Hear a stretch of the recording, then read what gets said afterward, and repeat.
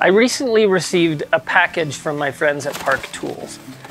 Typically when I receive a package from them, it's tools. This time though, it was something a little different. It was this giant TCX road bike. Now, a few weeks back, before they sent the package, Truman had reached out to me to see if we could do something together. They had this giant TCX road bike that they want to use for videos on their channel, but because of the bright green color, it makes it somewhat difficult to get a good video. It's shiny, it's a bright color, and detracts from the work that they're actually doing. So he wanted to see if I could take this bike and give it an Oldshovel style paint job. Something that maybe also mutes it down and is darker and matte in color. The plan also is to put both my logo and theirs on it, along with the giant TCX graphics that are on it presently. So that's what we're gonna do today. This is a carbon fiber frame, which is a bit different than what I typically deal with. It's also pretty much new, which is also a bit different. But we're gonna do the same type of stuff that you guys are used to seeing on this channel. So let's get to it.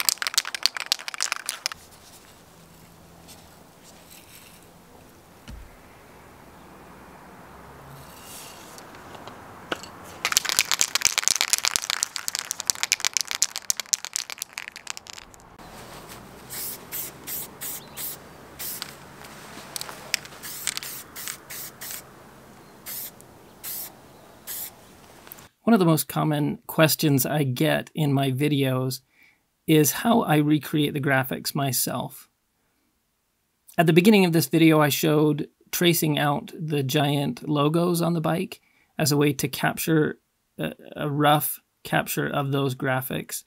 I then imported them into Illustrator, where I trace out the lines of the graphics and recreate them. This is something, if you know how to use programs like Illustrator or GIMP or others, you can actually do this yourself and trace them out. You can do this from photos. It's best when I use my graphics. I like to do them in Illustrator because when I print them out on my Cricut vinyl printer, the more precise the graphics I use, the better the cut is and the better result I get from the paint. So what I'm doing here is, like I mentioned, tracing it out from the tracing I did on the bike itself.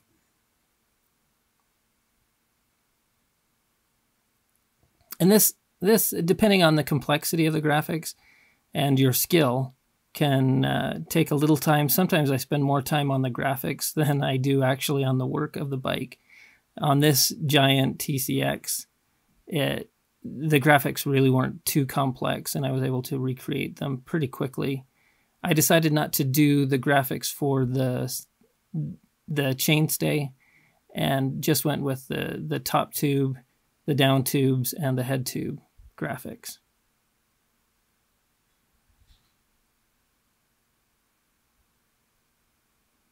Once I had them there, I imported them all into my Cricut Maker software. And this allows me to lay them out. I size them correctly to the heights that I measured them, and then lay them out before I print them with, or cut them out with the vinyl cutter on the Cricut.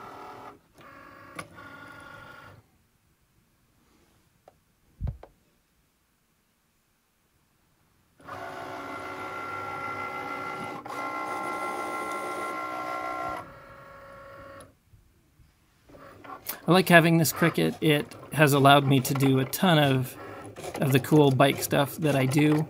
I do know that you can get vinyl cutouts of graphics that you've created at a lot of print shops. They also do vinyl stickers and things like that you can have them done, so you don't have to go out and buy a Cricut just to do one bike build or one restoration. But I do so many that it's been well worth the money I spent on my Cricut.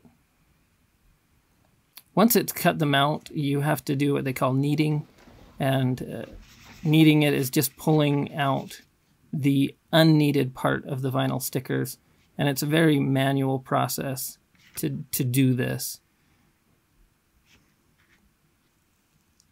And it's easy to mess up too if you're not careful. That's why I cut the different sections of it so that I do one sticker at a time, because typically I lay out all the graphics on one sheet and print them out and take care of it that way. Now on this one, because I'm doing the Park Tool logo and my Oldshovel logo, which I'll be doing in 3 different colors for the Park Tool logo, I have 3 different layers of masking to accomplish what I'm trying to do. And I found that if I have underlayers that are the full size, I can stack those layers on top and slowly mask off the different parts.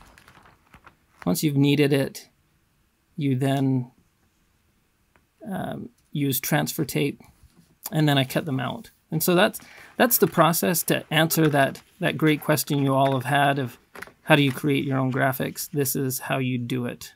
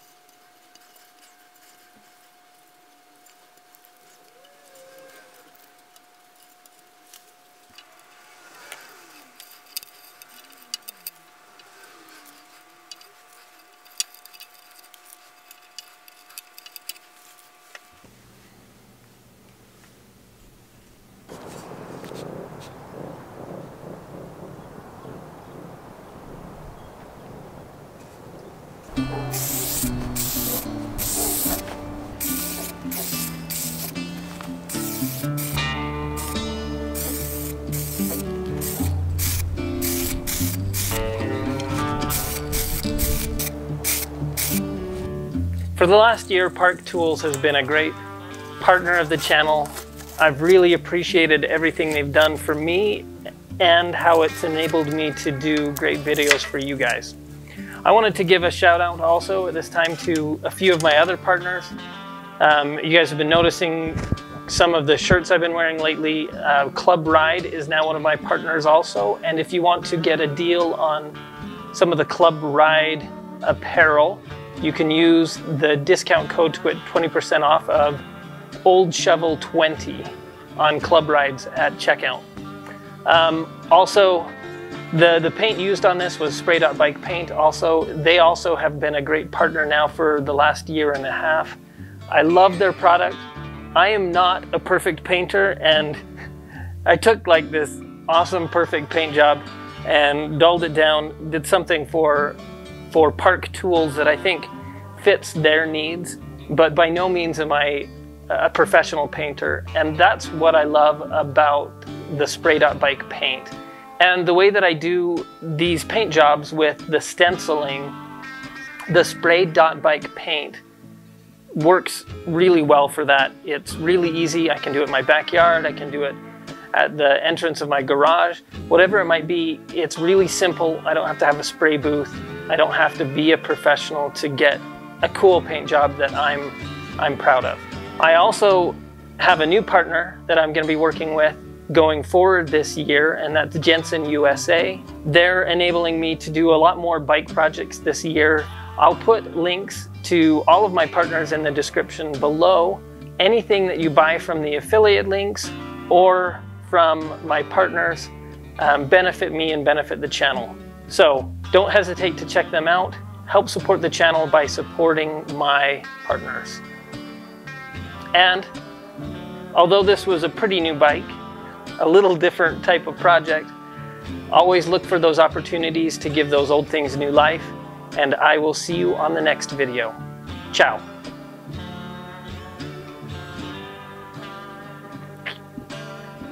First time trying that matte clear coat also. I like the way it turned out. Left it nice and nice matte finish.